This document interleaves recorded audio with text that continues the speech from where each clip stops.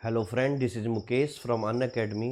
जैसा कि आप लोगों को कुछ दिनों पहले हमने एक अनाउंसमेंट किया था कि भैया मेंस का एक बैच लेके आएंगे, तो ये इसी के बारे में आज हम देखेंगे कि आंसर राइटिंग क्यों ज़रूरी है। हमें एक अच्छी आंसर में क्या होना चाहिए। जैसा कि आप सभी को पता है, आपका उत्तर प्रदेश पीसीएस 2019 का जो मेंस का एग्ज़ाम था वो 25 जुलाई को होना था, लेकिन आज ही एक जो है नया नोटिफिकेशन आया कि अब 25 अगस्त तो होगा होगा। तो आपको क्या मिल गया, टाइम लिमिट ज़्यादा मिल गई है। तो इस टाइम पीरियड में, इस बढ़े हुए टाइम पीरियड में आप कितना अच्छा प्रदर्शन कर सकते हैं, ये आप ही पे डिपेंड करता है। मैं आपको आज के लेक्चर में बताऊंगा कि आंसर राइटिंग क्यों ज़रूरी है, क्या क्या मिसनोमर रहते हैं, उन सबको हम आज इस लेक्चर से पूरा करेंगे। जैसा कि आप सभी को पता है, 17 जून से ये जो कंप्लीट आंसर राइटिंग का बैच स्टार्ट हो रहा है। पूरा मेंस का पर्सपेक्टिव होगा। पेपर नंबर 3 जो आपका जीएस का होता है वो पूरा कंप्लीट मैं पढ़ाऊंगा। Agriculture, economics and science and tech. Paper number 3 को मैंने 3 भागों में बांट दिया, इस तरीके से होगा।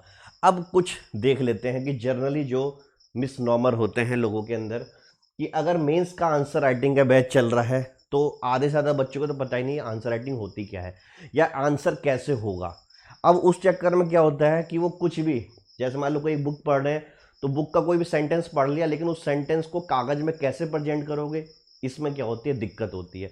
और इस चीज़ को हमें मानना पड़ेगा। जब तक हम इसे मानेंगे नहीं तब तक हम इस पर वर्कआउट नहीं कर सकते हैं। कुछ बच्चे होते हैं गॉड माइंडेड, जिनको ऐसी ज़रूरत नहीं पड़ती है।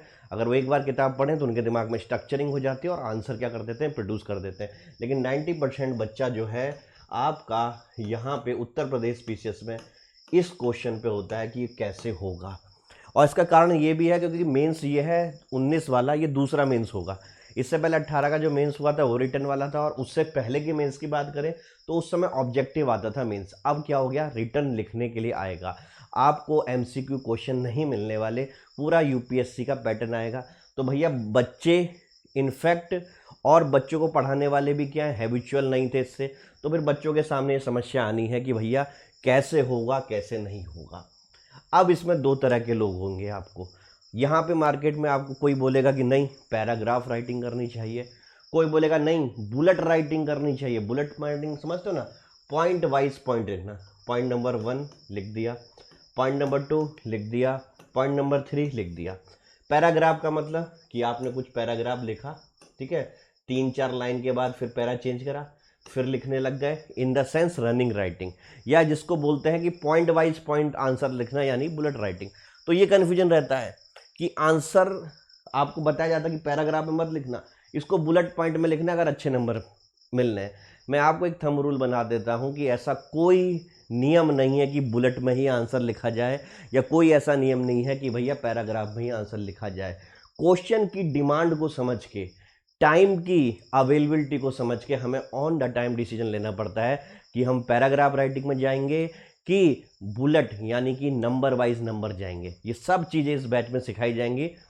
फिर इसके बाद कुछ लोग होते हैं बाहुबली टाइप के, वो क्या करते हैं, उन्हें लगता है कि भैया हमने जीएस 1 2 3 4 का सिलेबस पूरा कंप्लीट कर लिया है, हमें आंसर राइटिंग की जरूरत नहीं है। हमें अगर सारा सिलेबस याद है तो उसी दिन क्या कर देंगे, आंसर प्रोड्यूस कर देंगे। मैंने फिर बताया, केवल 5% लोग ही ऐसा कर पाते हैं कि उनका सब कुछ दिमाग में याद है और आंसर प्रोड्यूस कर दिया उन्होंने। क्यों? क्योंकि 20 क्वेश्चन आएंगे, एक क्वेश्चन 7 मिनट में करना पड़ेगा। तो ऐसा बाहुबली बनने से कोई फायदा नहीं होगा आपका। आप लोग बनते होंगे कि आंसर राइटिंग की ज़रूरत नहीं है, अगर पूरा सिलेबस याद है तो लिख ही देंगे। तो लिख ही देंगे तो ज़रूरी नहीं है कि आपकी रैंक लगे, या ज़रूरी नहीं कि आपके अच्छे नंबर आए। इतना सुनहरा मौका मिला है, पूरी अनअकैडमी की टीम आपको पढ़ाएगी। इसमें 5-6 एजुकेटर हैं, सबकी मैं आपको दिखाऊंगा कौन सा सब्जेक्ट कौन पढ़ाने जा रहा है। तो आप उस हिसाब से देख सकते हो कि सब अपने अपने स्पेसिफिक पॉइंट पे आपको सिखाएंगे कि भैया मेंस को कैसे किया जाता है, एक अच्छी आंसर राइटिंग क्यों होती है। इन 2-3 स्लाइड से आपको पता चल गया होगा कि भैया क्या क्या मिसनोमर मार्केट में है, और इस मिसनोमर से आपको दूर रहना पड़ेगा। अदरवाइज आप भी क्या करोगे, भेड़ चाल कर चलोगे, जो हर कोई चल रहा है और उससे कुछ मिलेगा नहीं। समझ में आया? तो एक स्मार्ट स्टूडेंट के लिए स्मार्ट मूव क्या होना चाहिए, ये 3 स्लाइड आपको बार बार बता देने के बाद क्विक रिवीज कर देता हूँ मैं। देखो कि आप कहीं ये तो नहीं हो कैसे होगा, कहीं आप ये तो नहीं हो कि आंसर पैराग्राफ में ही लिखना है, बुलेट पॉइंट में ही लिखना है, कहीं आप उससे भी बड़े वाले तो नहीं हो कि भैया कुछ भी आएगा हम लिख देंगे, अगर हमें याद है, हमें आंसर राइटिंग की ज़रूरत नहीं है। ठीक है, अब why answer writing, answer writing की क्यों ज़रूरत पड़ सकती है हमें? कॉमन सेंस से सोचो कि एक बच्चा जो है कम से कम 30 से 35 दिन आंसर राइटिंग कर रहा है किसी भी पेपर की। पेपर 1 मान लो, पेपर 2 मान लो, पेपर 3 मान लो या पेपर 4 मान लो, 4 पेपर होते हैं। इवन मैं तो कहता हूँ आपके जो भी रेस्पेक्टिव ऑप्शनल सब्जेक्ट है उसकी भी आंसर राइटिंग करो। इसमें पेपर 1 होता है, पेपर 2 होता है, इतने सारी चीज़ें लिखने वाले हैं आपके। तो आंसर राइटिंग जब भी करोगे तो आप दूसरों से थोड़ा एज में रहोगे, थोड़ा एडवांटेज में रहोगे, क्योंकि वो बंदा वहाँ पे सोचेगा स्ट्रक्चर की, तब तक आप स्ट्रक्चर बना दोगे। तो भैया आंसर राइटिंग क्यों जरूरी है? पहला भैया जवाब मेरी तरफ से है कि ये आपको एज देता है। दूसरा, मेंस के मार्क्स ही क्या है की टू गेट गुड रैंक। जैसे कि अगर मान लो पेपर 1, पेपर 2, पेपर 3, पेपर 4 में ऑन एन एवरेज आपने 120 नंबर पर में पाए, तो कितना हो गए? 12 चौका 36, 360 नंबर तो आपके यहीं पे बन रहे हैं। क्लियर? यानी कि लगभग लगभग रैंक तय होना निश्चित कर दे रहा है ये।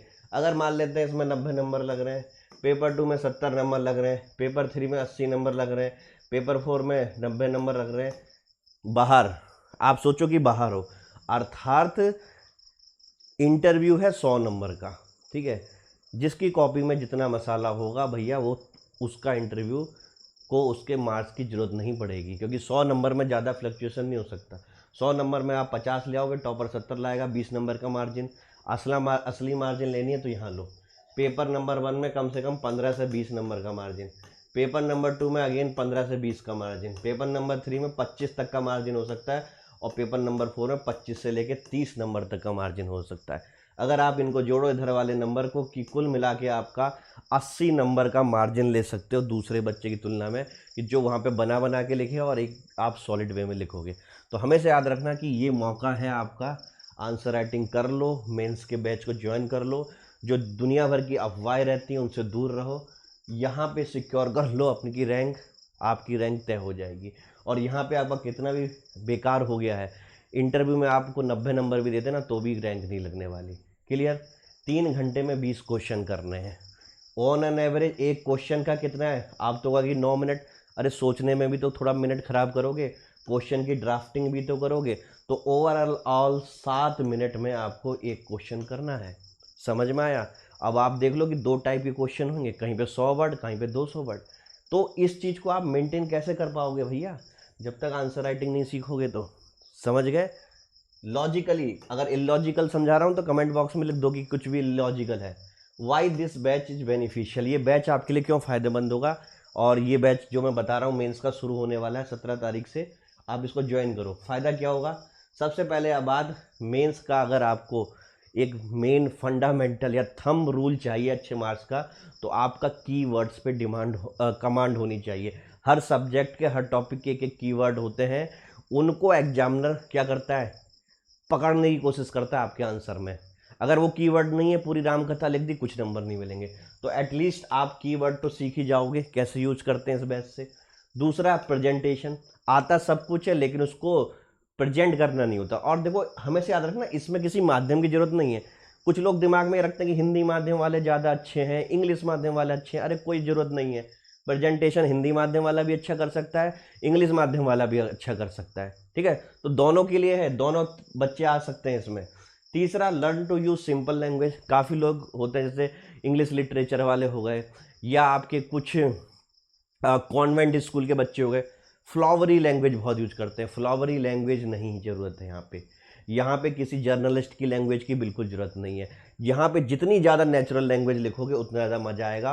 और नेचुरल लैंग्वेज कहाँ से सीखोगे आप? एनसीईआरटी सबसे अच्छा सोर्स है नेचुरल लैंग्वेज का। अब आप या तो पूरी एनसीईआरटी पढ़ो, तब तक आपका एग्जाम भी निकल जाएगा। उससे अच्छा हम आपको सिखा देंगे नेचुरल लैंग्वेज, तो किसमें फ़ायदा होगा? लॉजिक समझो, क्यों मैं कह रहा हूँ कि ये बैच आपके लिए बहुत ज़रूरी है। क्लियर? अगर आप 20-22 की तैयारी कर रहे हो तो भैया अभी से आप एनसीईआरटी से नेचुरल लैंग्वेज निकालो। ठीक है, इकोनॉमिक सर्वे से नेचुरल लैंग्वेज निकालो, द हिंदू न्यूज़पेपर से कभी कभी वहाँ पे भी नेचुरल लैंग्वेज आती हैं। तो उन सब का हमने कंपाइलेशन ऑलरेडी कर रखा है, जिससे आपको बहुत ज़्यादा फायदा होगा। पॉइंट ऑफ पैराग्राफ, ये जो मिसनोमर है हमेशा के लिए खत्म हो जाएगा। कहीं कहीं पे मैं आपको पॉइंट वाइज भी आंसर बताया करूँगा, कहीं कहीं पे मैं पैराग्राफ वाइज भी सिखाऊंगा। क्लियर? आगे, learn to make intro, main body and conclusion.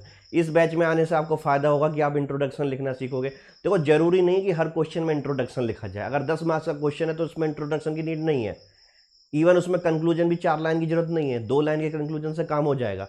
तो इसी चीज को आपको सीखना है, कब बॉडी, कब इंट्रोडक्शन में, कब कब ज्यादा करना है, कब कम करना है, डायग्राम फ्लो चार्ट कब यूज करने हैं, कैसे यूज नहीं करने हैं, ठीक है। How to read the question, ये सबसे बड़ी बात मैं मानता हूँ कि अगर आपने क्वेश्चन को पढ़ा पहली बार में, जो इंटरप्रिटेशन करा उसी से क्वेश्चन लिखने लग गए, तो हो सकता है कि 90% आप रॉन्ग हो।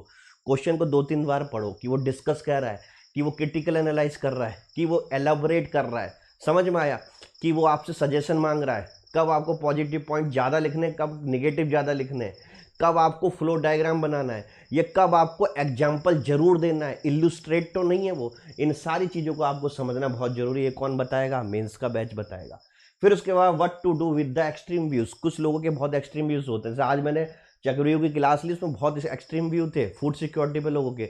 तो भैया उन एक्सट्रीम पॉइंटों से बचना है। हमें क्या ऐसा पॉइंट लिखना है जिससे कि लगे ना कि भैया आप किसी एक पर्टिकुलर चीज़ के लिए हाईली निगेटिव माइंडसेट के हो। समझ में? सिविल सर्वेंट बनने जा रहे हो तो भैया इम्पार्शलिटी होनी चाहिए। क्लियर?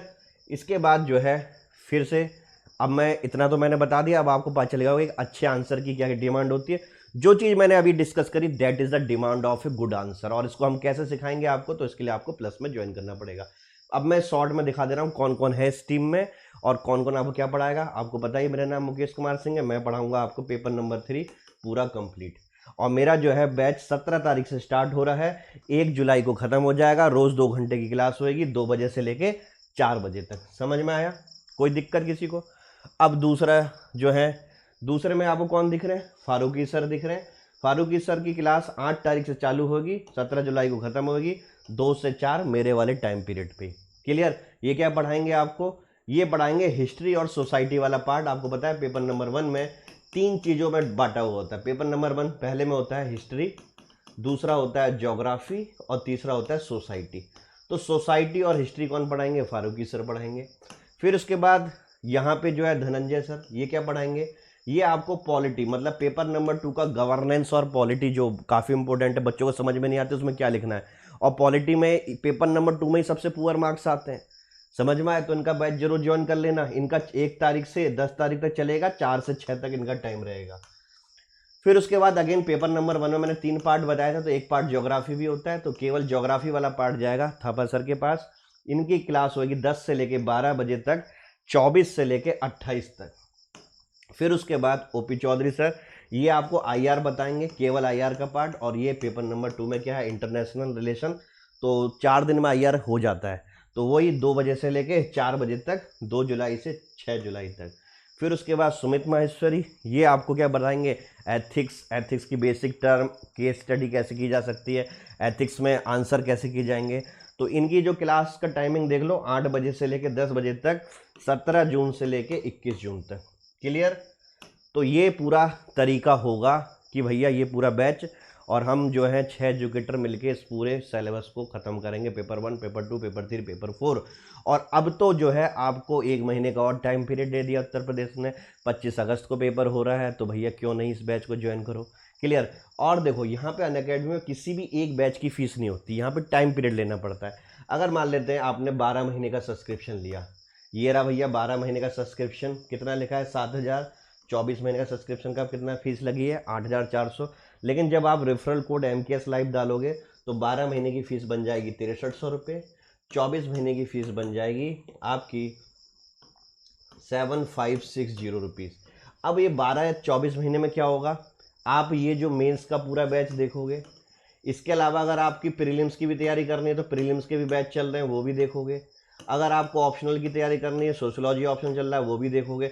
तो मतलब 12 महीने के टाइम पीरियड में, मतलब मैं कहूँ 6300 रुपये में आपको क्या क्या मिलेगा। अब ये मत सोचो 6300 रुपये केवल इसी बैच का है, 6300 रुपये इस बैच में आने का एक माध्यम है। समझ में? आप देखोगे तो सभी, क्योंकि आप टाइम पीरियड से यहाँ पे होता है, किसी बैच से नहीं होता है। लेकिन हाँ, ये बैच स्टार्ट हो रहा है, तो अब सब्सक्रिप्शन नहीं लिया आपने तो अब अनअकैडमी का सब्सक्रिप्शन ले सकते हो।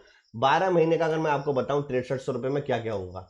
कंप्लीट आपका प्रीलिम्स, ठीक है, पूरा प्रीलिम्स, प्रीलिम्स के नोट्स कंप्लीट, प्रीलिम्स की टेस्ट सीरीज कंप्लीट, मेंस का GS1, GS2, GS3, GS4 complete, ठीक है। इसके अलावा भी और बार मेंस के बैच आएंगे, उन सबको ऑटोमेटिकली देखोगे जब तक आपका टाइम पीरियड 12 या 24 महीने बचा हुआ है। फिर उसके बाद आपका जो भी ऑप्शनल है, जैसे अगर मेरे से पढ़ोगे तो मैं सोशियोलॉजी ऑप्शनल पढ़ाऊंगा, क्लियर। उसके बाद सोशियोलॉजी ऑप्शन की आंसर राइटिंग भी कराऊंगा, पेपर 1 पेपर 2 के पूरे नोट्स मिलेंगे, फिर इंटरव्यू असिस्टेंट। तो पूरा प्री से लेके मेंस तक का इवन इंटरव्यू का 6300 रुपये है। यहाँ पे एक छोटी सी टेस्ट सीरीज के 5 से 6 हज़ार रुपये होते हैं। यहाँ पे आप देख लो सब कुछ है पूरे भारत में, 6300 रुपये से कम में आपको कोई नहीं पढ़ा सकता है, पूरा कंप्लीट। और 24 महीने का अगर किसी ने ले लिया तो 2 बार पढ़ लेगा। तो अगर आप फाउंडेशन 21 या 22 की भी सोच रहे हो तो सारे फाउंडेशन बैच भी इसी में देख लोगे। समझ में आया? मैं फिर बता रहा हूँ, केवल मेंस के बैच की फीस नहीं है, सारे आपके टाइम पीरियड की फीस है। उस 12 महीने 24 महीने में जितने भी नए कोर्स आएंगे, किसी भी एजुकेटर के आए, आप सबको देख सकते हो MKS लाइव रेफरल कोड से। समझ में आ गया? तो आपको क्या करना है, बस मैं आपको सजेस्ट करूंगा कि 12 या 24 महीने को भी चुने। 1 महीने या 3 महीने 6 महीने से आपको फ़ायदा नहीं होना है, क्योंकि ये तैयारी लंबी है और इसमें एक बार में क्या है, ज़्यादा मंथ का लेने से आपको कॉस्टली भी कम पड़ता है, ठीक है। अब जब 12 और 24 महीने का चुन लो तो उसके बाद जो करना है आपको, ये इंटर रेफरल कोड का बॉक्स मिलेगा। यहाँ पे क्या टाइप करोगे, MKSLIV। जैसे MKS लाइव करोगे, यहाँ पे अप्लाई आएगा, अप्लाई को टच करोगे, नीचे जो है फीस 7000 से 10% डिस्काउंट के बाद 6300 हो जाएगी। अगर ये वाली फीस चुनी है तो ये 6560 हो जाएगी। जब फीस कम हो जाए, जब नीचे लिखा हो जाए your referral code successfully apply, उसी के बाद आपको क्या करना है, पेमेंट करना है। और अगर आपका क्रेडिट कार्ड है तो EMI बन सकती है, कोई भी % इंटरेस्ट नहीं लगता, 6 महीने 12 महीने और 24 महीने के लिए, ठीक है। तो आपके पास भाई सब कुछ है। अब आइए अनअकैडमी प्लस पे और तैयारी करते हैं 17 तारीख से। Thank you very much for listening this announcement. Have a good day and God bless you.